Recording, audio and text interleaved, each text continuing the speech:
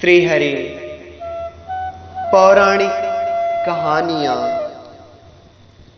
सनातन धर्म प्रेमी बंधु भगिनी, आइए श्रवण करते हैं गीता प्रेस गोरखपुर के द्वारा प्रकाशित यह महान पुस्तक पौराणिक कहानियां। कहानी क्रमांक 14, चोरी की चोरी।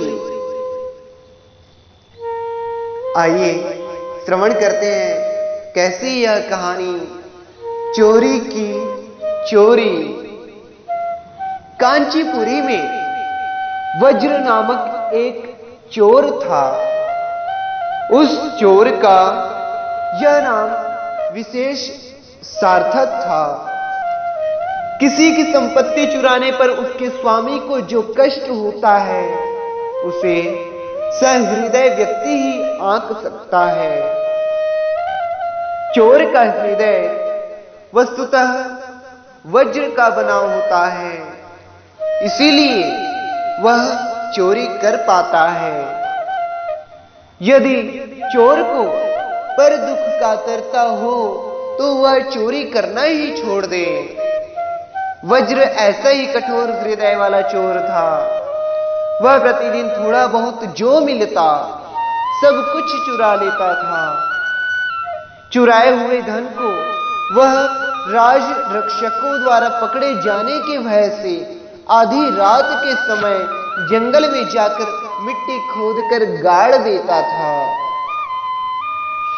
एक रात वीरदत्त नामक एक किरात लकड़हारे ने चोर की यह चेष्टा देख ली। चोर के चले जाने के बाद प्रतिदिन मिट्टी हटाकर संपत्ति में से 10वां हिस्सा निकाल लेता और गड्ढे को पहले की तरह पत्थर मिट्टी से ढक देता था। लकड़हारा चालाक चोर था। वह इस ढंग से चुराता था कि वज्र इसकी चोरी को भांप न सके। एक दिन लकड़हारा अपनी पत्नी को धन देता हुआ बोला, तुम प्रतिदिन धन मांगा करती थी, लो आज मुझे पर्याप्त धन प्राप्त हो गया है। पत्नी ने कहा, जो धन अपने परिश्रम से उपार्जित किया जाता है वही स्थायी होता है, दूसरा धन नष्ट हो जाता है। इसलिए इस धन से जनता के भले के लिए बावली, कुआं आदि बनवाना चाहिए। उसके पति को भी यह बात जच गई। आसपास अच्छे अच्छे कुएं और तालाब थे, इसलिए उसने दूर देश में एक बहुत बड़ा तालाब खुदवाया। गर्मी में भी उसका जल नहीं सूखता था। तालाब में अभी सीढ़ियां लगानी थी और उसके सब पैसे समाप्त हो गए। वह छिपकर फिर वज्र का अनुसरण करने लगा। देखा करता था कि वज्र कहां कहां धन गाड़ा करता है। इस प्रकार दशांश चुराकर उसने तालाब का काम पूरा कर लिया। इसके बाद उसने भगवान विष्णु और शंकर के भव्य मंदिर भी तैयार कराए। जंगल कटवाकर खेत तैयार कराया और उन्हें ब्राह्मणों में वितरण कर दिया।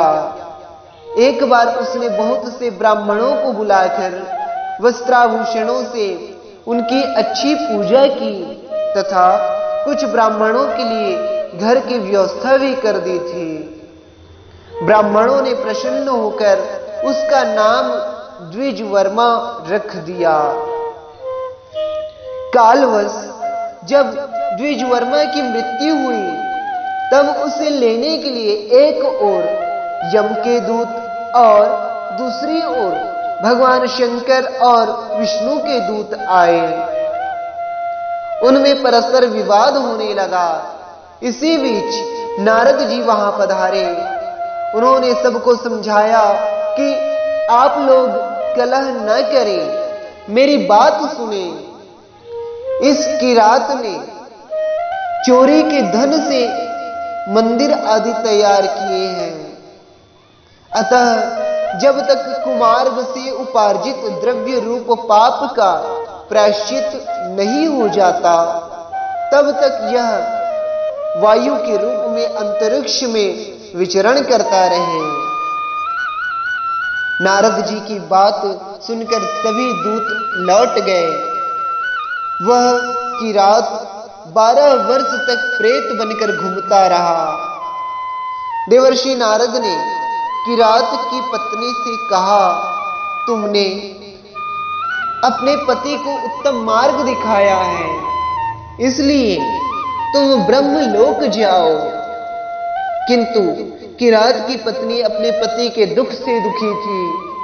वह ब्रह्मलोक का सुख तुच्छ मानते हुए रोकर देवर्षि से बोली, मेरे पति को जब तक देह नहीं मिलती तब तक मैं यहीं रहूंगी।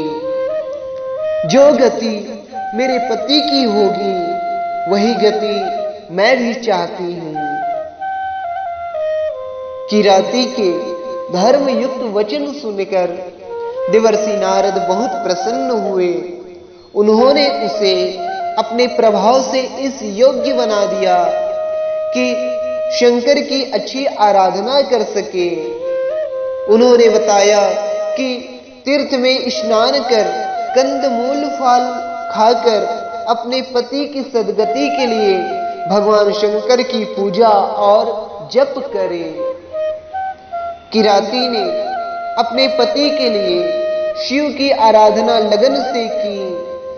इस कृत्य से उसके पति के चोरी का सारा पाप धुल गया। फिर अपने पुण्य के बल से दोनों पति पत्नी को उत्तम लोक मिला। द्विजवर्मा गाणपत्य पद पर प्रतिष्ठित हुआ। वज्रचोर तथा कांची के सभी धनी जिनका इस कार्य में द्रव्य लगा था, सपरिवार स्वर्ग चले गए। सनातन धर्म प्रेमियों, इस कथा से हमें यह सीख मिलती है कि हम यदि धर्म का कार्य करते हैं या मंदिर देवालय या कुआं बावली तालाब खुदवाते हैं जो दूसरों के लिए भलाई के काम आ सके, तो यह जो कार्य है, परोपकार का कार्य है, वह अपने स्वयं के मेहनत के धन से बनाओ तो अच्छा है। नहीं तो यदि अधर्म के द्वारा कमाए हुए धन से हम किसी भी परोपकार का कार्य करते हैं तो उनका फल भी हमें भोगना ही पड़ेगा। यह कथा जो है ब्रह्मांड पुराण से लिया गया है। जय श्री राम, जय श्री राम। नारायण नारायण नारायण।